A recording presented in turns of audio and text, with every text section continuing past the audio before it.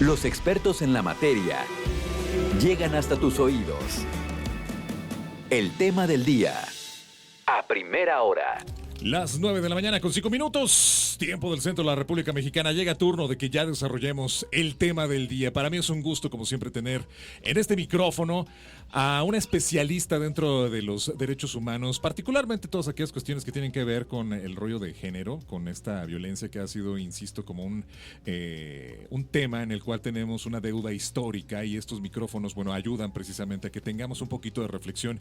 Y ya con anterioridad habíamos desarrollado, ¿no?, si un abusador podría o no salir de este ciclo de violencia, qué tipos de abusadores existen. Bueno, pues para eso tenemos aquí a nuestra especialista. Ella es la maestra Diana Bravo, a quien agradezco infinitamente se encuentre de nueva cuenta acá con nosotros, psicoterapeuta, y además, bueno, pues con todos estos másters y estudios que tienen que ver con el desarrollo de derechos humanos y cuestiones de género. Bueno, pues ya por acá, bienvenidísima.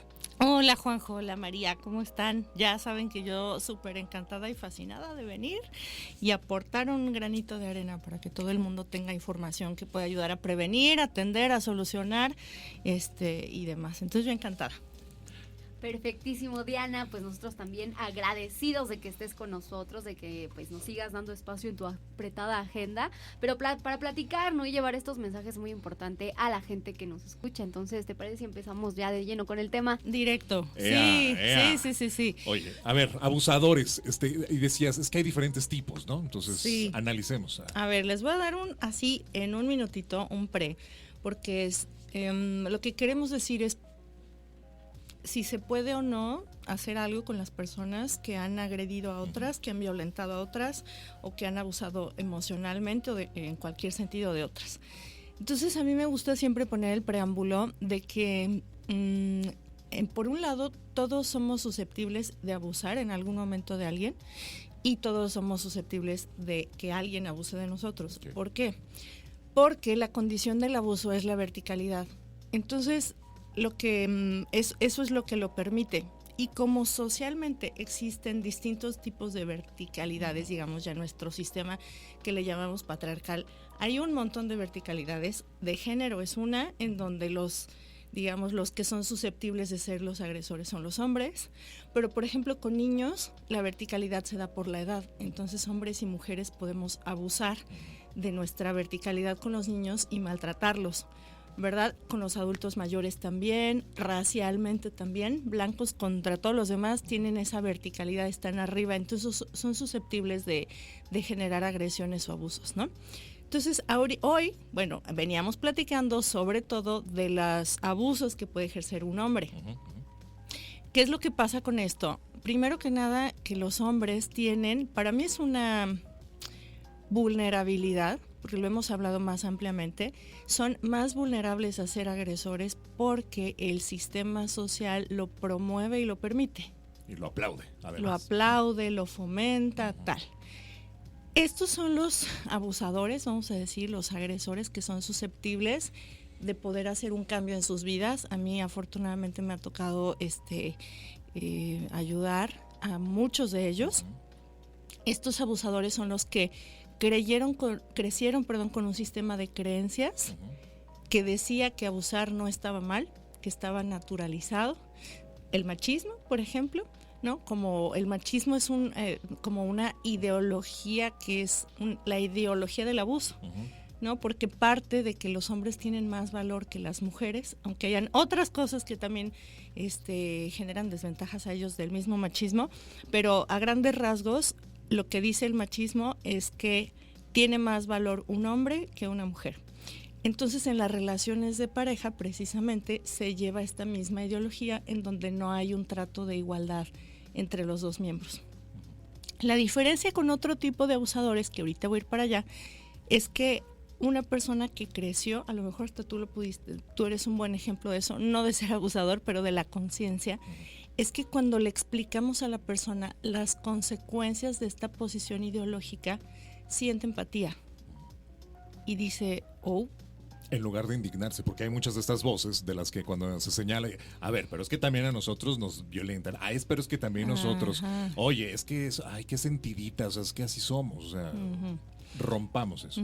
Entonces, cuando estás frente a una persona que tiene empatía, que tiene la capacidad neurobiológica de la empatía, que me encantaría hacer un programa de eso, pero que puede empatizar, lo que siente es remordimiento, ¿no? Porque tú le explicas, mira, es que tú no te habías dado cuenta porque desde que tú eres niño, a los 4 años alguien te dijo que no podías llorar, que no podías cocinar, que no podías tal, y eso se ha convertido en esta conducta que tienes hoy, que lastima de esta y esta manera a tu esposa, a tus hijos, a tu mamá, a las mujeres de tu entorno.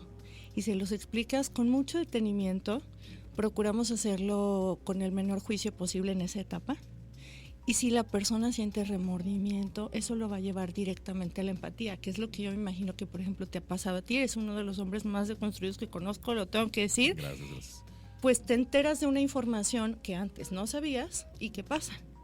Te genera sensibilización y dices, órale, no sabía que estábamos así, así, así, no sabía que estábamos haciendo esto. Entonces, esos agresores son los que más nos fascinan, los que nos encantan, porque tienen que ver con ignorancia.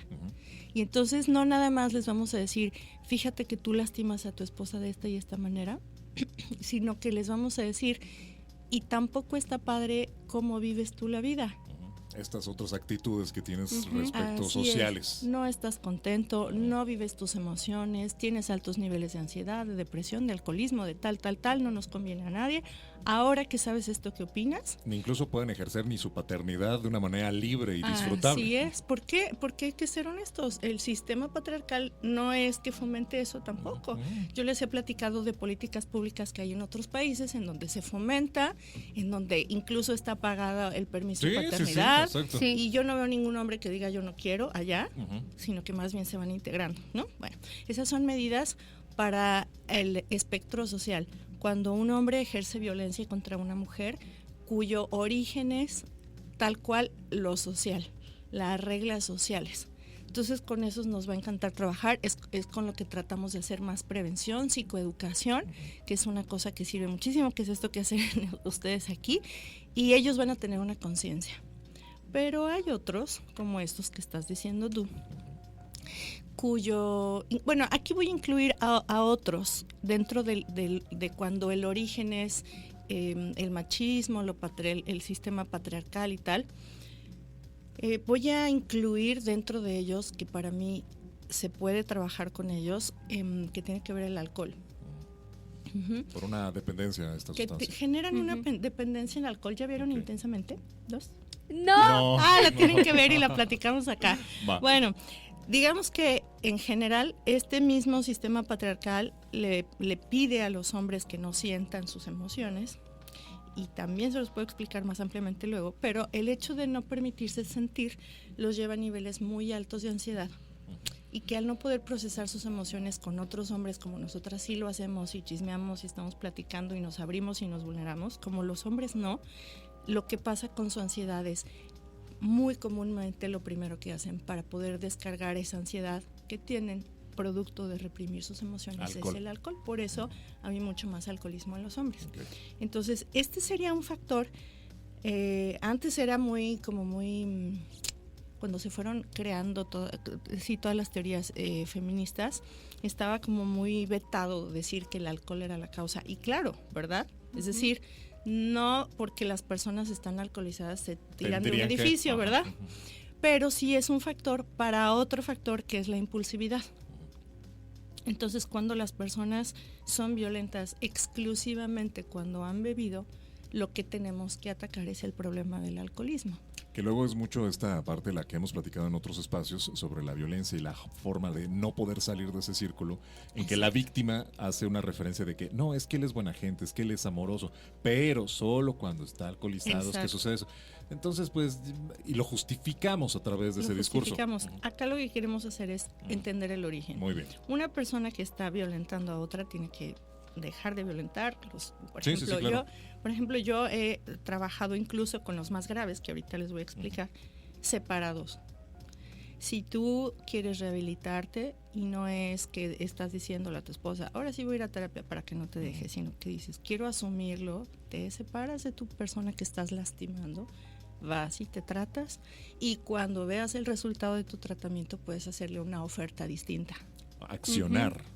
Así es. Ahí los dividimos, ¿no? Porque cuando yo les digo, ok, te atiendo, pero yo no voy a ser parte de que continúen los ciclos de violencia. Entonces hay que hacer una pausa en la relación, poner a las personas libres de riesgo, que son generalmente los hijos y la pareja, y hagamos este tratamiento, ¿no? Entonces, de ninguna manera estamos justificando que la razón de la violencia sea el alcoholismo, porque si no todas las personas que beben serían violentas y no es así, pero sí que hay veces que es una parte de la impulsividad, ¿no? ¿Y por qué queremos trabajar con esas personas? Porque terminan una relación con fulanita y ya está a salvo fulanita, pero ¿qué creen? Van a ir con sutanita y con menganita y con perenganita, ¿verdad? Entonces lo que queremos es atender el origen de esta violencia que están teniendo, que cuando tiene esta causa social que les digo es pura psicoeducación, de construcción del machismo. Obviamente los hombres cuando atraviesan este proceso, sus vidas son mucho mejores, sus propias vidas, además de no lastimar a otras personas, ¿verdad? Disfrutan mucho más, están mucho más conectados, son más felices y producto de toda esa conexión emocional consigo mismos pueden ofrecer relaciones seguras. Esté o no el alcohol ahí interviniendo, ¿no? Lo atendemos. Todo eso, vamos a decir, la impulsividad, todo eso es parte de lo que es muy trabajable. Ok, ajá. De lo que queremos llenar nuestros procesos de capacitación a psicólogos para que en masa vayamos trabajando, porque como les digo, si no trabajamos eso, trabajamos con la víctima, se llega a una separación, se repone ella, pero sigue la que sigue. Sí. Y así vamos, ¿no? Entonces, los más que podamos trabajar, más felices vamos a ser. Ahora bien, hay otra cuestión que seguramente han escuchado, porque yo creo que tendrá unos 5 años que está como muy de moda el tema del narcisismo, de la psicopatía. Sí. ¿Lo han oído? Sí, yo creo que sí. hemos abierto incluso micrófonos a hablar sobre el narcisismo. Genial. Entonces aquí lo que vamos a ver es un maltrato y una violencia que comúnmente no es física, aunque puede ser, está más fuerte y más difícil porque es como si fuera una violencia más sofisticada, más inteligente, no lo quiero decir como si fuera algo positivo, pero como más sofisticada en ese sentido, y tiene que ver con una patología o unas patologías que están, digamos, aquí entramos a toda la cuestión de las estructuras de personalidad, que ahorita se las platico así muy en general, pero cuyo factor, este factor está muy difícil porque cuando se trata de algo, de la personalidad de alguien, es algo como parte ya de su esencia, en el sentido de que está tan arraigado adentro de sí mismo y tiene orígenes tan profundos que el grado de probabilidad de cambio es casi nulo. A mí, de hecho, me gusta más hablar de que no hay posibilidad, porque luego las pacientes dicen, pero ese 1% podría ser fulanito, ¿no? Y entonces eso nutre más el ciclo y es una cosa que les hace más daño pensar que quizá él va a ser ese 1 de 2 millones que sí va a poder tener cambios, ¿no? Entonces, cuando hablamos de eso, ya estamos hablando, como les digo, de psicopatología. Hoy le llamamos, bueno, ya tiene tiempo, pero se le llama Cluster B, que es como una clasificación que hay dentro del manual, de los manuales que usamos los psicólogos y psiquiatras para hablar de trastornos de la personalidad y para hablar de muchos diagnósticos. Hagan de cuenta que es un espectro o un cajoncito en donde metemos ciertas personalidades que no están ni en la completa normalidad ni en la completa anormalidad. Están en medio y por eso les llamamos Cluster B. Y ahí están pues las personas psicópatas, las personas sociópatas, las personas narcisistas y las personas que tienen trastorno límite de personalidad, bueno, histrionismo, son los 5, ¿no? Del que más se ha hablado últimamente es del trastorno narcisista de la personalidad. Entonces, ahorita les digo en qué consta más o menos los 5 que están en ese cajoncito de qué se trata. También está la visión de trauma, que habla de ellos, de por qué desarrollan esta personalidad. Pero lo más importante son 2 cosas, yo creo.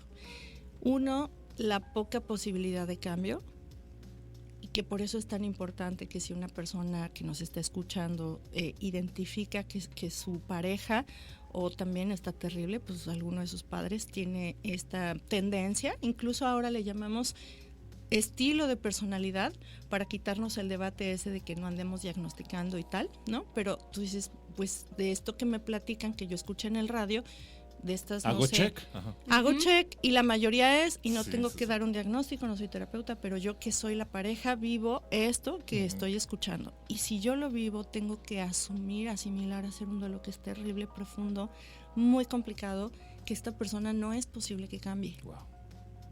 Ujú. A diferencia de todos estos otros que sí queremos hacer todo y poner todo porque queremos una sociedad mejor, ¿verdad? De fondo, acá, que no son la mayoría, ¿verdad? De los agresores, aunque está subiendo mucho la tasa, que también por factores que podemos platicar, pero estos no tienen posibilidad de cambiar. A ver, tenemos 7 minutos y me gustaría que sí los pudiéramos abonar todos. A ver, breves. ¿qué les digo? ¿Qué les platico? ¿En 7 minutos de ellos? Ajá, de estos Ok. 5 Sí, como sí, para sí. hacer ese check. Ajá. Ok, bueno, rapidísimo. Entonces, en este clúster B está el histrionismo. El histrionismo sería, no sé si ubican el caso de Amber Heard. Sí, claro, con Johnny Depp. Ella Claro. sería de ese clúster, pero digamos que son personas que pues lastiman a otras, ¿no? Por su personalidad.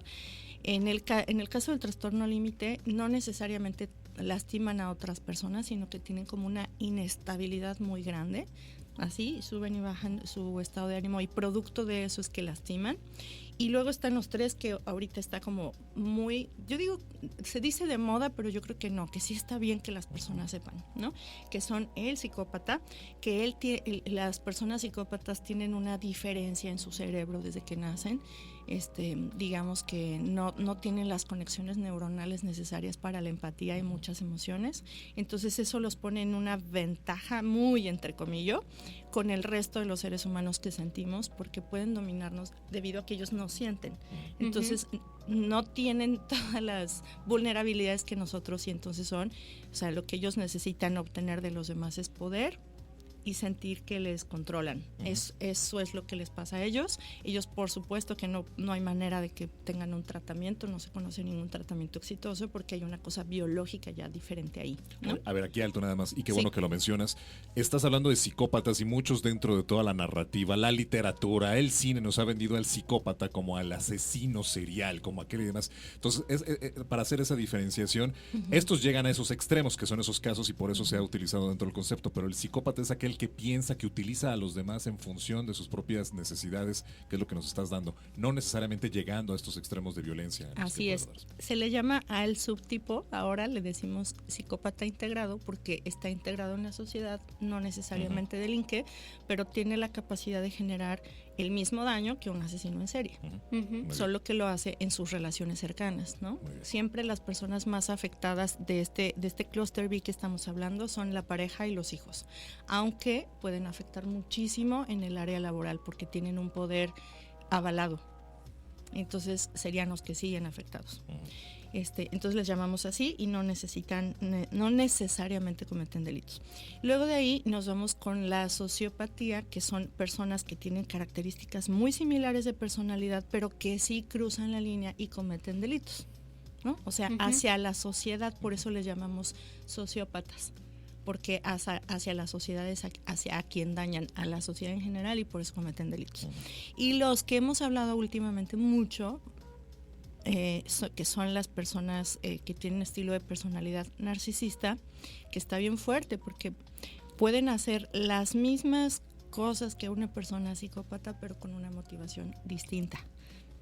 Acá es porque no siento nada. El narcisista lo que tiene de diferente es que tiene una necesidad de validación y está dispuesto a lo que sea con tal de obtener esa validación. O sea, sí tiene emociones, pero no tiene tampoco pues sí, los canales neuronales suficientes como para contactar con la emoción de la empatía, que es una emoción como muy sofisticada y que es la base del amor y de las relaciones de cuidado mutuo, de la reciprocidad. Por eso cuando le decimos a una persona que simplemente es machista, le explicamos, es que mira, tu hija lo que siente cuando tú le dices así es tal cosa, ahí están sus redes neuronales adentro sanas, que dice, ok, La culpa empieza. siento culpa, siento remordimiento, me importas, me duele tu dolor, a diferencia de una persona narcisista que tiene, yo creo que ahí a lo mejor nos echamos un programa enterito, pero que tiene una imposibilidad y una incapacidad de poder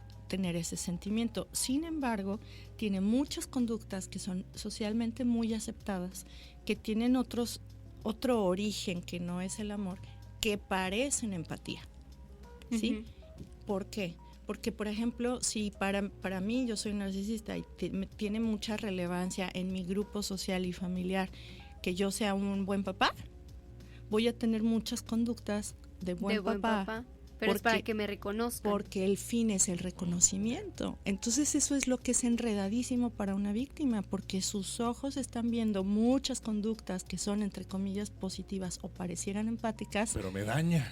Pero entonces, ¿por qué me daña tanto? Claro. ¿Por qué me siento tan mal? Si yo lo veo ser buen papá, si yo lo veo ser buen profesional, si yo lo veo... Entonces, ¿por qué se siente tan mal?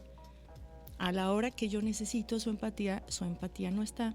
Y la víctima lo que piensa es, debo ser yo. Porque si yo lo estoy viendo ser, entre comillas, empático hacia afuera y en otro, ¿por qué soy yo la que siente que no? Esa es una de las maneras en las que dañan muchísimo, que son montones, ¿no?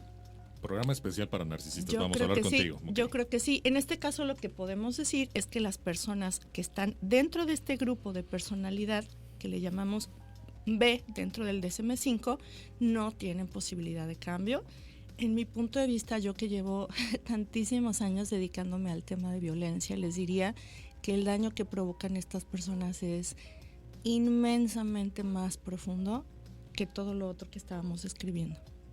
Por la confusión, por la invalidación de la personalidad de la pareja o de los hijos. O sea, los hijos, imagínense que crecen pensando, mi papá es bueno, pero se siente todo muy mal. Oye, a ver, todo esto es porque conscientemente quiere manipular, está manipulando y está buscando ese reconocimiento, ese placer, esa búsqueda de que se le valide de todo lo que nos estuviste dando, pero por propia elección, no porque su cerebro esté funcionando no, porque así, habrá que justificarlo. Exacto. Y psicótico y está interesantísimo esa parte. Fíjense, lo hacen tan automáticamente, es tan automatizada la conducta que ellos no piensan, ahora estoy manipulando, o sea, lo hacen, ¿no? Pero la prueba de que son conscientes es que lo esconden, porque si tú una cosa que estás haciendo no sabes que está mal, pues la muestras, ¿no? Sí. Pues no está mal, entonces la estoy haciendo. Pero esas son de las cosas que le ayudan mucho a las víctimas a esclarecer su mente, porque dices, entonces, ¿por qué lo escondes si se supone que no es consciente de que está mal o de lo que está provocando? Entonces ahí vemos que si hay un grado de conciencia, por eso ellos no son inimputables, que a lo mejor es a lo que ibas tú, Juanjo, ¿no? Están en conciencia de lo que están cometiendo y por eso pues tienen que legalmente hacerse responsables, aunque está terrible, bueno, una cosa está terrible y otra está muy bien. Lo que está terrible es que no suelen cometer delitos porque son muy sofisticados, entonces no se van a poner en el riesgo de cometer algo como un delito, ¿no? Por ejemplo, los que llegan a golpear a sus parejas son muy pocos y cuando lo hacen se aseguran de que no tengan ninguna marca visible o cosas así, ¿no? Entonces ellos están terribles en ese sentido. No son impulsivos para nada. Pues sí, es una personalidad muy particular.